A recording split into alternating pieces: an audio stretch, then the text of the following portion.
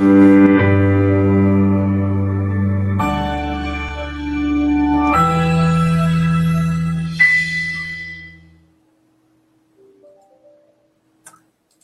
afternoon. And welcome to our live chat. Have we got a bit of feedback here? Oh, not sure where that's coming from. You get rid of that. Right. So good afternoon. This is a Recruiter's Own live chat. They're brought to you by Stephen O'Donnell and myself, and they're sponsored by Firefish Software, a sales and marketing, I'm reading this, I do apologise, a sales and marketing recruitment platform which helps recruiters reach, engage and place more candidates.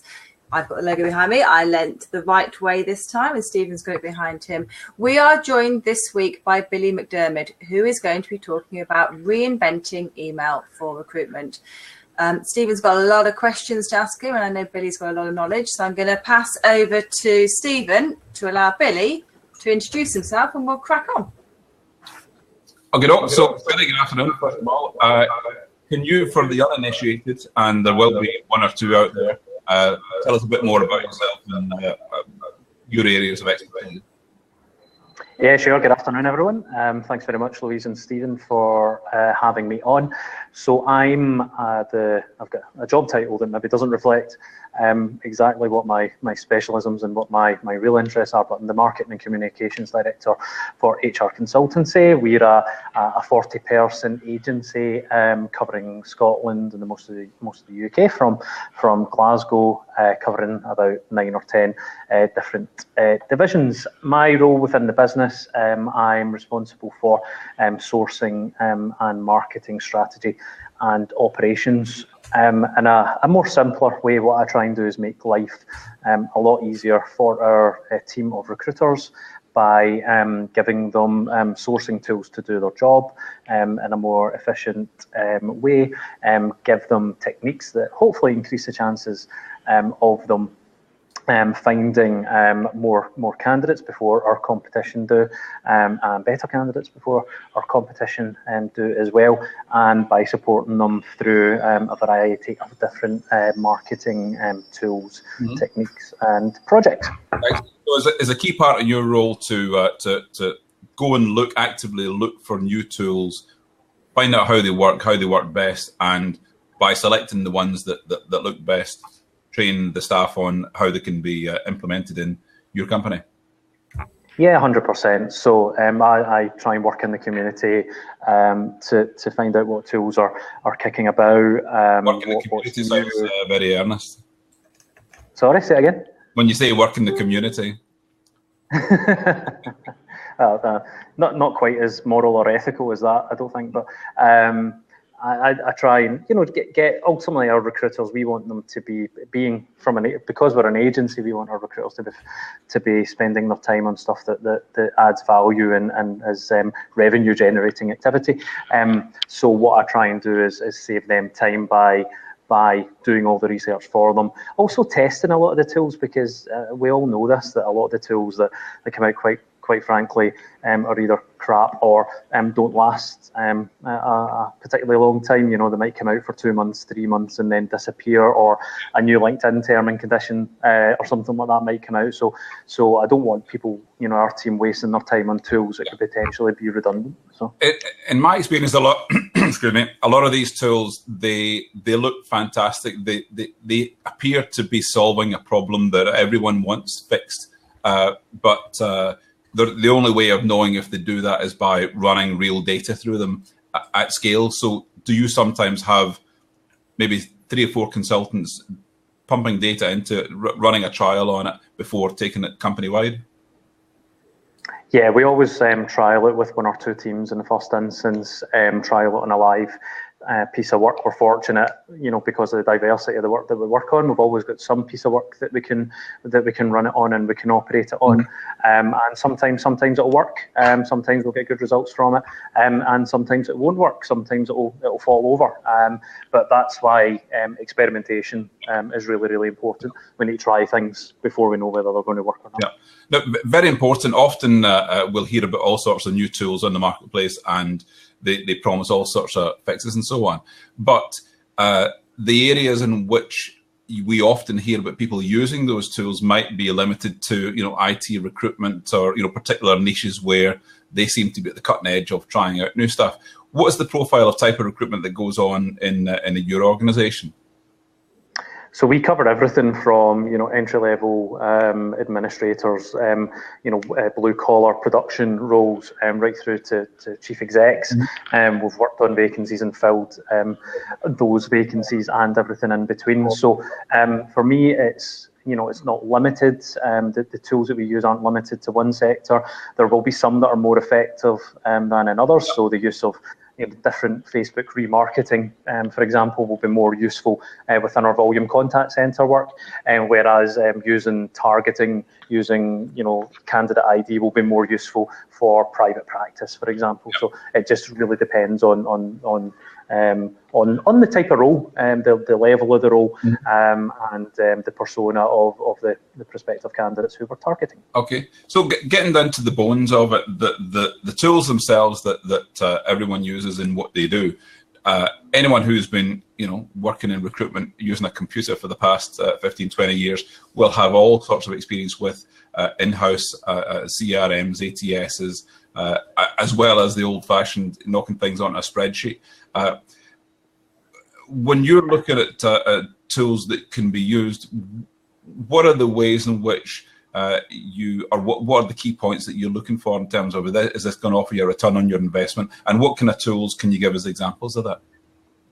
Sure. So the two main areas are whether it saves the candidate sourcing process any time or not. In fact, there's three, sorry. So whether it saves the sourcing process any time, whether it allows us to capture data that we would have otherwise lost through the sourcing process, and whether it's a viable return on investment. So there's any initial outlay that we have to make, is it worth the risk of taking it? And that's, being a typical tight Glaswegian Scotsman, we try and avoid spending any additional money where we can, because our expenditures are already high on, wages, on the existing technology infrastructure. So what we have a limited budget to spend on tools that may or may not work. Yeah. Often these tools are charged on a pay per seat basis, per user basis.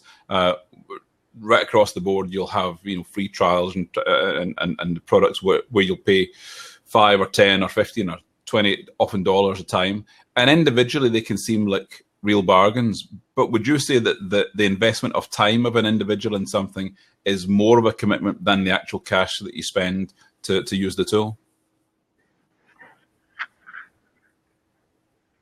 Yeah, I think so, because ultimately, because we are an agency, we, like I said earlier, we want our guys to be working on activity that's directly going to bring them in revenue, and so learning how to use a new tool, and learning about whether it works or not, whether what way is it going to work, what's going to give them the best return on it. That's not the best return of their time. That said, though, as soon as you start, the financial cost is significant. If you're talking $20, $30, $40 per seat, we're a 40 consultant organisation. Yeah. That's $14,000 a year. Yeah. That simply is taken straight out of our profits. So it's that kind of balancing act. There are tools that are worth the additional heavy expenditure that we try and avoid any significant monthly costs where we can. Yeah.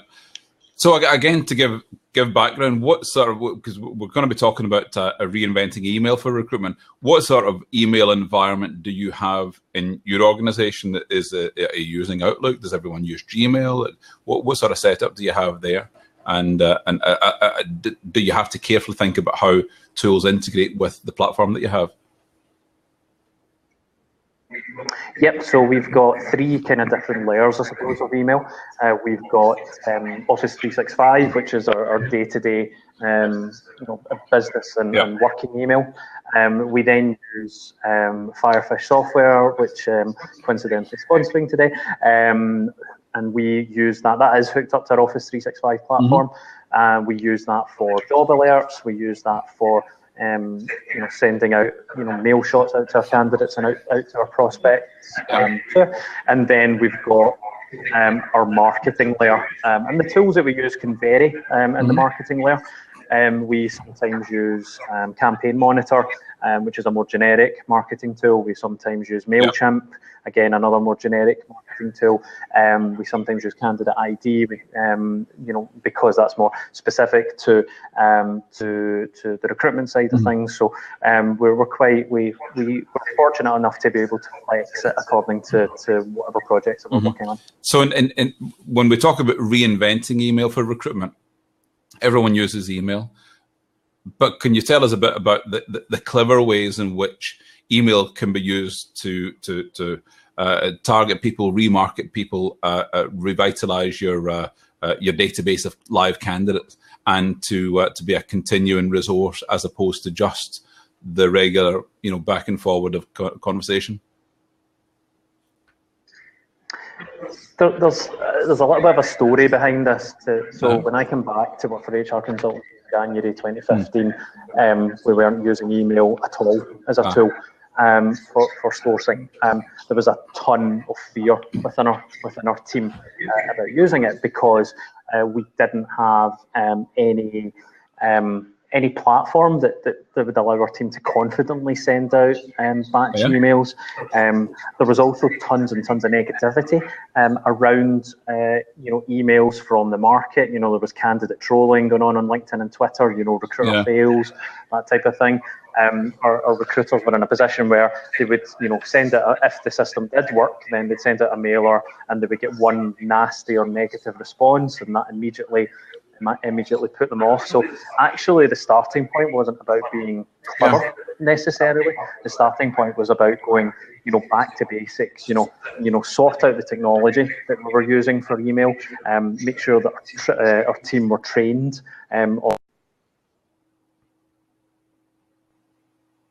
Oh, Billy seems to have frozen a little there. Yeah, we're having a bit of a sound issue with Billy, although Brian had commented he thought the sound was a bit funny. I think Billy needs to put 10 pence on the meter. I know. Right. Let me think I'm going to try and remove Billy from the feed and then we'll get him back on again. Okay. But if I can just recap while we're trying to do that, some of the very basic tools that I use, and I'm not hands-on recruiting just now, but I do email an awful lot. I have Office 365 as well, and use Outlook for email. On that Outlook, I have emails going back to 1999. So I think I've got something like 90 gigabytes of every single email I've sent and received in all that time. Obviously, deleting some of the spam and all of that as well. But some of the tools that I use, Live Inbox is a really cheap, fabulous tool for integrating with Outlook. Again, helps to search through those. The native search function on Outlook is all right, but it's very limited. But Live Inbox indexes every single archived mail that's on your system and works extremely well. Additionally to that, I use Easy Mail Merge. Now, many people might use Mail Merge from Microsoft Word and connecting that with their Outlook to send merges and having a spreadsheet of all the people they want to email to and blending in the salutations and so on. But Easy Mail Merge, I would very much recommend that. Having sessions managed of emails that you're sending out to high volumes of individuals through Easy Mail Merge is a scoosh, a doddle, easy peasy to manage. What was it and I would definitely. Stephen Johns just asked what the bulk email tool was called. Easy Mail Merge. I've used a whole load of different ones over the years, but Easy Mail Merge, I believe, costs about $20 and works extremely well for merging a single email to a large volume of individuals. What I also have, because if you're sending out thousands of emails directly from your PC through your web domain, you can easily fall foul of your service provider. So if you have a dedicated mail server, then that will help you heaps. So if you've got that, then that will then not interfere with, for example, your website domain being blocked in any way. So if other people in your office were using email that was connected to your web domain, your activities and sending volumes of email will not get in their way. And again, as Billy was saying, he uses MailChimp and a variety of other mail senders. When you have an external service to send mail through, then it's not going to interrupt the indexing of your website, or indeed the email being sent by anywhere else in the office. And Louise, you send high volumes of emails for your newsletter, but you use an external service for that. Yeah, I use an user. Yeah. But I'm sending 20,000 emails every week. Yes. And I think that what I'm doing is I'm creating a newsletter and sending it. I think that, that for candidate communication on a smaller level, that'd be quite a faff. And I've always found MailChimp actually quite a pain to use. Billy, what are you using MailChimp for? Hello, welcome back. Thank you. Can you hear me okay? Yeah. Yes, I can hear you fine. Right, fantastic. So Stephen's hitting a really, really good point, and I think you've got to tailor the service that you're using for the activity that you're doing. So if you're doing really, really high volume work for the first time, then you need to, use a completely different service to even potentially what you've used for your marketing in the past. So even if you, so we use Campaign Monitor for our kind of general broader marketing. But if I'm doing a reactivation campaign, then I'll use a different service. So maybe set up Mandrill or Mailgun or something like that. Use a completely different SMTP service. Just to avoid the risks of spam and being blocked. I think Louise is hitting a really good point. Some of them are as well. Some of the services are really easy to use. I actually prefer Campaign Monitor for day-to-day marketing. I find it a lot easier to use than MailChimp. But I think MailChimp's tools are far more powerful, particularly on a smaller scale, because it is free of charge up to a certain amount of subscribers, and they've just also unlocked all the marketing automation features free of charge. So you can, if you're a small agency, perhaps a 1 or 2 man recruiter, or a smaller business, then you can quite easily run your sourcing and marketing automation using MailChimp. When you're using those services for automation of email, and you're using it company wide, but say you're using it, as you were saying, for different purposes, different products, how do you integrate or aggregate the statistics that accumulate on those, the analytics, where you're able to compare campaigns with each other and work out which systems working best for you in different circumstances? So there's a number of kind of common, stats anyway between the different systems. So, you're always going to have your open rates, you're always going to have your click-through rates, your spam rates. So these are fairly consistent measures that we use between them. On the measurement side, we do a lot of testing, we do a lot of A/B testing based on a number of different factors, the time of day that we're sending the campaign. So thinking about behaviour, when are people more likely to be opening emails? We try different subject lines. Does personalisation work in subject lines?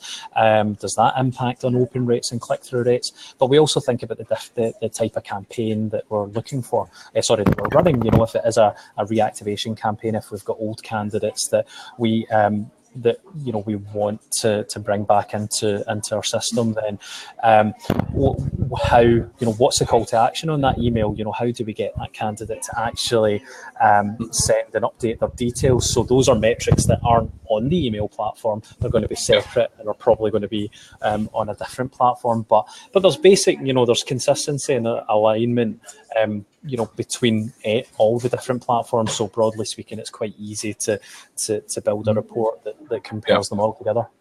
Yeah. So what are the goals that you set for yourself with campaigns? Someone mentions on the side, actually I think it was Louise, reactivation campaigns. So if you're looking to reactivate candidates that have been dormant for a while, what are the goals that you set aside from the fact that they've come back and updated their CV or the details? So I actually base it at the moment on a cost per acquisition. So what I look at is how much does it cost us to acquire candidates from other sources. So from LinkedIn, how much does it cost from there? How much does it cost from a job board? How much does it cost if we pure play headhunt the person? And then I'll look at our email and reactivation marketing and say, well, is it going to cost us, or will it cost us less money to reactivate a candidate using that platform? So that's one of the measures. But the primary measure is looking at how many people am I getting back from a typical campaign. In a normal reactivation campaign, for example, I'd probably expect to get, if I get between 3 and 5% of candidates updating their details from us, then I'm pretty happy with that. That's a decent enough result for us. If it's a new activation, if it's a new sourcing campaign, then we won't look at necessarily just purely the conversion. What we'll look at is, well, how many candidates have we got engaged with us? How many people are actually talking to us as a result of this campaign? Because it might be, when it's new candidates, we're not always going to be able to use those new candidates immediately. We might be able to use them in 3 months' time, 6 months' time. So I might not actually realise the revenue, from that candidate for a number of months. So it's important to kind of strip back the measures and look at other things that are important. The main was is, have we got a candidate who we can use for a vacancy either now or in the future as a result of that campaign? That's what I was going to ask. In layman's terms, what does that all mean? You're marketing like crazy, candidates are reactivating like crazy, but how does that come down to the bottom line? And are you able to measure that cost all the way through to the return that you get from a fee that's generated? Is there a direct line between one and the other? Yeah, there is. So because we track our candidate sources in two ways, via our CRM, but but also through our marketing. So when it's a marketing campaign that's owned by my team, my marketing team, or by our sourcing function, then we'll track that separately. We'll track that independently, and we'll look at where has the candidate came from to where they actually are now. Yep. So can you talk a little bit about some of the specific tools that I think you'd mentioned before, such as Hello Talent, DuckSoup, Candidate ID, Blockspring, and Zapier? Do you want to pick from that lot the ones that stand out for you that you would recommend for particular reasons? Yeah, cool. So there's three tools that I kind of use on a day-to-day basis. The first is Hello Talent, which we use for not kind of larger volume sourcing necessarily, but more qualified sourcing, where we are reviewing people's details on a profile by profile basis. That allows us to capture their information. We then can manually create email addresses and then export that information into spreadsheets. Once we've got it to a spreadsheet, then we'll then build it into one of the marketing campaigns using Campaign Monitor or MailChimp or Candidate ID. That's the way that we'll work that. It's free of charge up to a certain number of users, and it's what you don't want. What I find, and what I found in the past, we've kind of blocked up our CRM with candidates who aren't qualified. What a tool like Hello Talent lets you do is have almost a separate CRM that is your sourcing CRM. It's a pipeline builder. It's something that allows you to keep your own CRM, in our case Firefish, cleaner than if you were adding tons of source candidates. If I'm doing higher volume sourcing, if I'm building bigger lists, then I'll use DuckSoup, which is a LinkedIn scraper, combined with Blockspring. So my process is that what? Yep, DuckSoup, DUX. Can I put a link in? Sorry, yeah, no, I'll send a link in. I'm okay now. I'm all over it.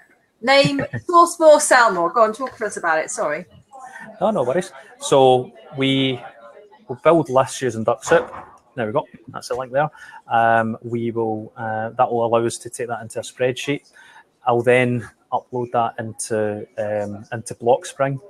And Blockspring is a service, for those that haven't used it, that allows you to combine lots of different tools together.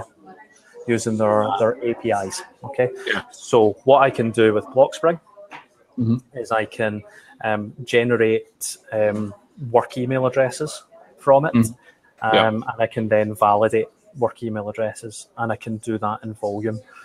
So I can, take the data that's in my spreadsheet that I've generated with DuckSoup. So, and generally speaking, that will be first name, last name, company name. Using that information, I'll then use Hunter to, email Hunter to generate a work email address from it, and I'll then use Email Hippo to then validate whether that email address is actually correct or not, and all that comes into place. There's tons and tons of tools there. I appreciate it, but it's all combined together within a Google Drive spreadsheet. Or you're saying the Blockspring is effectively it's the connection between all of these. You can aggregate all this data and assimilate them into one usable database that can then be imported to your own CRM. Yeah, absolutely. It's the way I kind of describe Blockspring is it's like, if you had tons, and if you're a plumber and you had, tons and tons of different pipes that were different sizes, then what Blockspring is, it's a multi-adapter that sits in the middle of all these different tools and allows you to hook them all up together.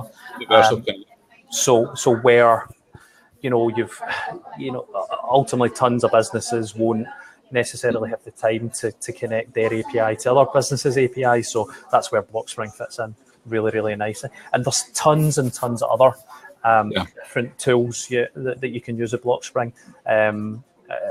Typeform's another one.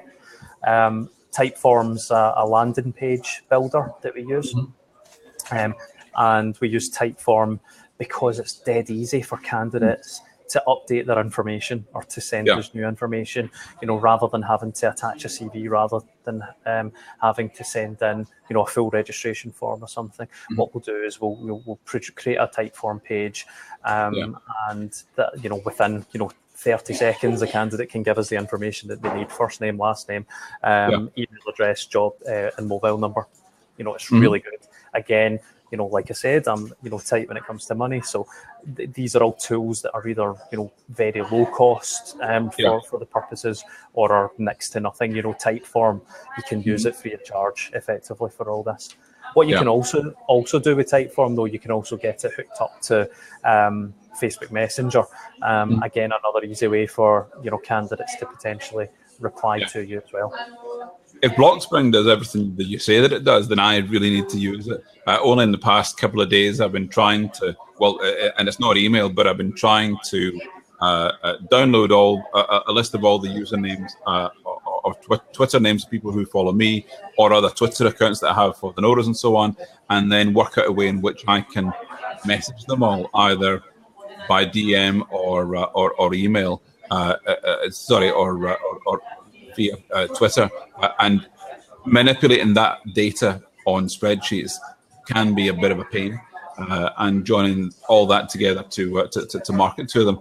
Doing it via email would be very handy if you were able to pull in information from LinkedIn, including email addresses. And I know you can do that with a number of the other tools that you were talking about. DuckSoup that does that, doesn't it? Scrapes that information from LinkedIn. But don't LinkedIn get quite frosty when people are scraping information from them? Yeah, they do. I think it's important to take some precautions with it. If you're, maybe want to consider using a VPN when you're using DuckSoup, just to make sure your entire organization doesn't get locked out from LinkedIn. I think these tools, used with caution. Take correct precautions to protect your business, yourself, and your internet connection as well. So, can I ask a question in a minute, Stephen? Sorry. Yeah, jump in. What you're talking about all sounds absolutely amazing, but what I wonder is that in your organisation, they've got you, a recruiter working in an in-house function, maybe on their own with a couple of other people, or an agency recruiter in a company which is just not interested in exploring stuff as widely as they should. where would they start? Yeah, I think there's a couple of facets to that, because for me, I got interested in this stuff. In fact, I was talking to Catherine Robinson about this a couple of weeks ago. And when I started to get interested in this more technical side of sourcing, or resourcing, as it was still called in Scotland, when I started to get interested in it, was when I read Glenn Cathy's blog. I was picking up the hints and tips that Glenn was talking about. But then I learned about this stuff in my own time. Honestly, I went away. I then joined the social media search team. I was working with Martin Lee on various bits and bobs quite a lot. But at the same time, I was picking up, learning stuff from Martin. But in my own time, I was learning, different things. I was doing it at night because I simply, my employers have never, can't afford for me to be sitting, constantly just trying to figure out and learn new tools. So you have to invest. Or as Steve was quite, rightly saying, as an individual, you have to invest your own time, or as a business, you have to agree, actually, we're going to spend this amount of time on this type of person, even if they're, not directly bringing in revenue. Then we have to appreciate that, it's offset, and we have to appreciate that the revenue, the increase in revenue, will come from other areas as well. So we do track that. I track my own personal return on investment, my team's return on investment, to make sure that we are, providing the business with the service that it requires. But my recommendation, if you're sitting in a team and you're going, oh God, we can't find these candidates, we're not fortunate enough to have a sourcing function or a marketing function, then do you know what? Spend the time, go and learn it yourself. There's tons of resources. There's start off with the Recruiters Online group. Start off with the UK Recruiter, mail shots, web chats like these, the list of people who are on. I can see people like John, Tris, Steve, these are all great guys who, are more than happy to share their knowledge and get, I'm completely unselfish with this kind of thing. If people are interested in it, then come and speak to me about it. But there are tons and tons of resources out there. But trial and error. Don't be afraid to try things. Agencies in particular, I've found, they're always, oh God, we don't. What if it doesn't work? What if something goes wrong? Think about it from a product perspective. Product testing, experimentation, A/B testing. Try things out. Sometimes it'll work, sometimes it won't. In the 1980s, Margaret Thatcher, get a bit political for a second, Margaret Thatcher, famously a right-hand man at the time was Willie Whitelaw, and she famously said, everyone needs a Willie, so maybe everyone needs a Billy. Didn't know where that was going. Well, but my point is that in every office, you might ask all your recruiters to be doing some of this at home themselves in their own time. You might ask them to be curious about these things. You might ask them to unearth new ways of doing things. In a small recruitment agency where you maybe only get 3 or 4 or up to 10, everyone's doing little bits and pieces. But you will often find that there's someone in the office who's more keen than others and can help to share that knowledge. And if you can allow them the scope to perhaps go along to events and find out about them, where someone like yourself or Ian Lee is speaking, or any number of other people like Catherine Robinson, or have a little bit of time in their day where they can devote to not only finding out more, but to trialing products and to sharing them with other colleagues. It's often the case that you'll have an individual in the office who potentially could be their own Billy McDermott, to do that sort of stuff and be a service to the other people in the organisation. Absolutely. Steve's just asked a question there, which I think is a really, really important one. What do I see as the most effective email content? So it depends on, what's think about the purpose of your campaign in the first place. Is it activation? So is it new candidates? Are you trying to reactivate existing candidates, or is it pure brand that you're trying to do? If it's new candidates, then it has to be personalised to each individual candidate. Okay, you have to, as a sourcer or as a recruiter, take the time to find out information about that individual that will turn that conversation round. Okay, what's the aha moment? for that candidate. So, when I was recruiting, I've got Mary, who works alongside me as our content specialist. When we were recruiting for her, finding out interests. Are they interested in literature? Are they interested in Star Trek? Are they interested in cats? Are they, what can we find out from people's online profiles that allows us to create that aha moment? So that works really, really well. If you're reactivating, then you have to, if this is old candidates who you want to try and reactivate, then we've got a list of all the reasons why people change jobs or think about changing jobs in the first place. And we don't take an industry-specific approach to that, actually. We keep it quite generic. It should appeal to every person. So are you moving for family reasons? Are you moving for job satisfaction? Are you moving because your boss is an idiot? Are you moving because of money, which is normally the last on the list anyway? And our content, we will create, videos and blogs around these reasons why people look for jobs, and then send them out. Now, sometimes we'll tailor that, as much as we don't tailor it towards industry, we will tailor it around location. So we've been doing a bit of work in Kilmarnock, a lovely town in Ayrshire, for those that don't know it. Lovely, isn't it? Lovely. That's why I say for those that don't know it. So I'm a Renfrewshire boy, so there's a bit of a turf war going on there. So we do tailor it towards location sometimes. If we're talking about brands, then do you know what works really well? Partnership branding. Whether it's work with charities, which we've done recently. So we've done last week, we've done a partnership for Mental Health Awareness Week with See Me Scotland. That works incredibly well. Or partnerships with our clients or prospective clients to get their story out there. That has worked incredibly well. I think on the imagery led or wording led. I was going to ask that. Yep. Well done.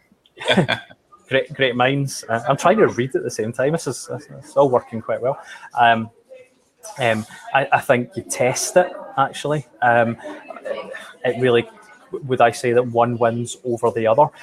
We always include images in our email. We've always got a header. We've always got something there. I think if you don't have it, it does affect click-through rates. Not substantially in my experience.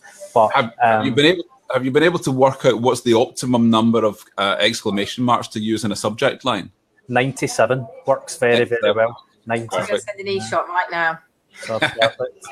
And make sure though that you include the word urgent within it as well, right? That works perfectly well. Someone's going to do that, and they're going to blame you. Perfect. Well, I think that's more than enough to be getting on with. Billy, you've given us acres, and I hope people have been clicking on the URLs on the right hand side there. Louise, do you want to? Yes, that's absolutely fabulous, Billy. I'm going to do a blog post. I have got all these URLs, which I will put into the blog post. I will link to your LinkedIn profile and to Katrina and Martin Lee and Steve Ward and other people you've mentioned. So I think that you're absolutely right. It's not a quick fix, but it's a really effective thing to be doing. That's a really important thing. Please do remember that this, some of the stuff, if you're a bit more tactical, if it is for new candidates, spend the time, getting it right, and you will get return. But for other purposes, for reactivation and for branding, this is the long game. Okay, this is longer term, 3 month, 6 month, 12-month projects. So, if you're a managing director of an agency or if you're a leader of an in-house team, don't expect your team to get results tomorrow from this stuff, but give them the remit and give them the mandate to be able to be creative when it comes to this work. So.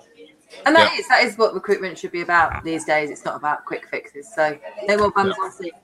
So thank you very much, Billy. We are back on the 23rd of May, ahead of our technology showcase, which no doubt we'll cover some of this stuff at, with Lisa Jones and Bullhorn and Firefish. Which leads me lovingly on to saying thank you again to Firefish for sponsoring our live chat. So back on the 23rd of May, and then every week after that into July. Absolutely. I'm going to let Stephen run the trailer, and then we will.